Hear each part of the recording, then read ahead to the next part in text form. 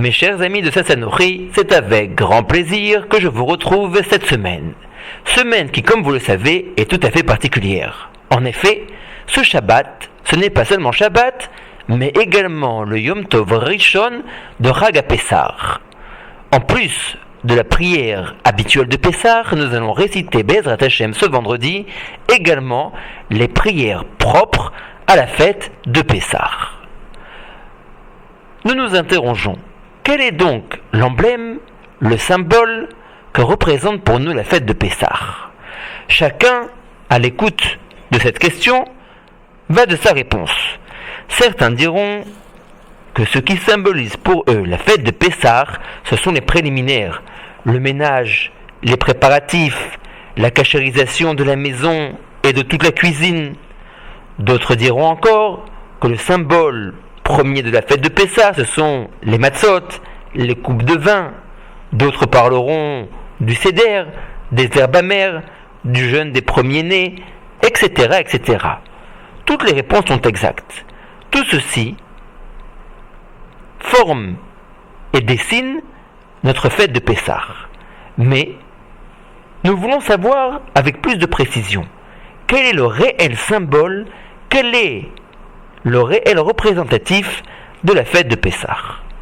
Le Gaon de Vilna nous explique et nous dit que quand l'on veut savoir la quintessence, l'essence même de quelque chose, nous devons nous référer à notre Torah. Comment la Torah décrit-elle, explique-t-elle ce sujet? Vous savez que la fête de Pessah est appelée dans la Torah Chag HaMatzot, la fête des matzot. Et là, encore une fois, nous nous interrogeons. Pourquoi est-ce que notre Torah a retenu en particulier l'aspect des matzot pour décrire la fête de Pessah? Pourquoi la Torah n'appelle-t-elle pas la fête de Pessah la fête du vin? On boit également du vin au cours de la fête de Pessah. Pourquoi est-ce que la Torah n'appelle pas la fête de Pessah la fête de la cachérisation? On passe beaucoup plus de temps apparemment à cachériser la maison plutôt qu'à manger des matzot, etc., etc. Comme nous l'avons dit dans notre introduction, il y a beaucoup de symboles et de caractéristiques à la fête de Pessah. Pourquoi la Torah a-t-elle particulièrement retenu celle des matzot?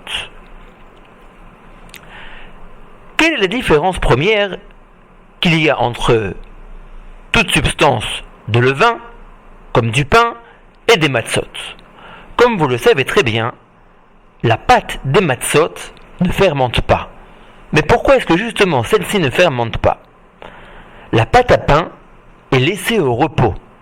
Contrairement à elle, la pâte des matzot est continuellement travaillée.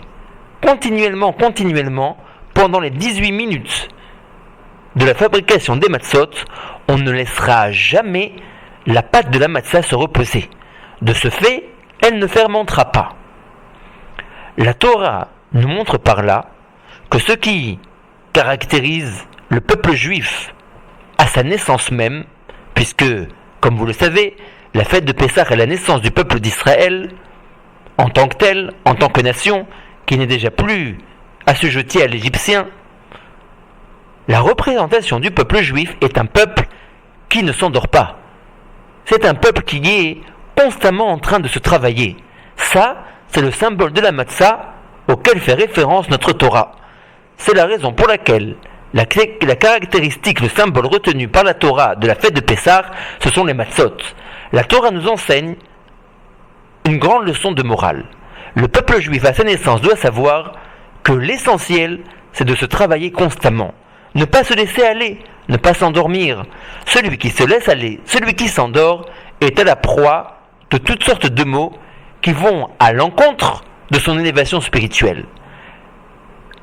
Akadosh Baruch Hu nous montre que le Ben Israël, depuis sa naissance, est voué à être quelqu'un de grand, est voué à être quelqu'un qui va se surpasser, qui va dominer ses instincts, qui va travailler son caractère, qui va parfaire son être. Pour cela, une seule et unique solution, constamment être en mode de travail. Mais voilà, comment arriver à toujours être en mode de travail? Comment arriver à ne pas se laisser aller à nos instincts? Comment se surmonter? Comment vouloir être toujours prêt à se travailler? La réponse, là encore, est dans la caractéristique de la matzah. La matzah est appelée, dans le lachon de nos sages, lechem oni, un pain pauvre. Pourquoi est-ce que la matzah est-elle décrite comme étant un pain pauvre?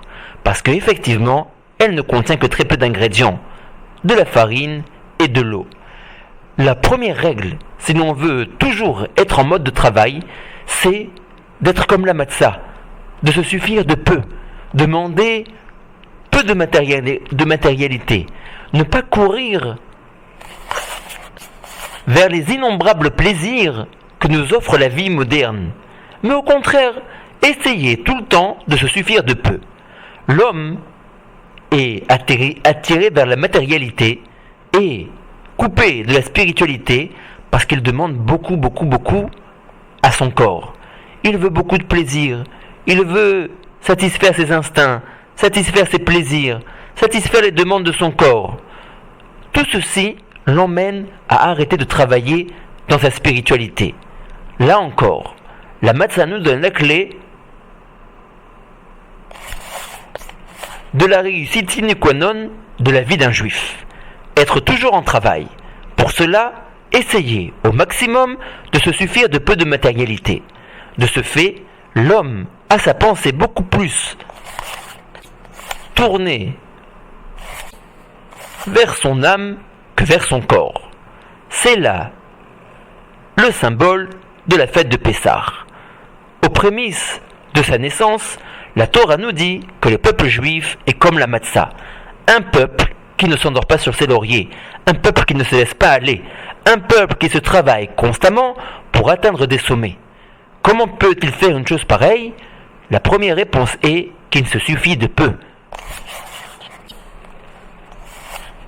Le deuxième indice pour réussir cette vie d'ascension spirituelle est également donné par la matzah. Dans le lachon des Chachamim, elle est également appelée lechem sheonim alav dvarim arbe, un pain sur lequel on parle beaucoup. Effectivement, l'homme juif, sans arrêt en quête de progression, s'interroge tout le temps. Il interroge ses proches, il interroge les rabbanim, il interroge les sages. Comment puis-je faire pour m'améliorer? Comment puis-je faire pour mieux encore accomplir la volonté de Akadosh Baruch Hu? C'est quelqu'un qui parle beaucoup, c'est quelqu'un qui est toujours demandeur, c'est quelqu'un qui est toujours en train de chercher. Quelqu'un qui n'est pas intéressé par son ascension spirituelle se suffit de ce qu'il a. Il ne parle jamais à personne autour de lui pour savoir comment travailler d'une manière encore plus optimale. Là encore, la matzah nous donne la clé de la réussite. N'oublions pas, pour pouvoir atteindre cette ascension spirituelle, plusieurs ingrédients qui nous sont donnés par la matzah. Premièrement, être toujours en mode de travail.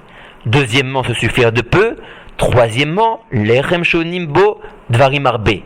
Être quelqu'un qui aime parler, qui aime demander, qui aime s'instruire, qui aime s'interroger, qui aime savoir comment il pourra encore plus servir son Créateur avec davantage de passion et d'amour.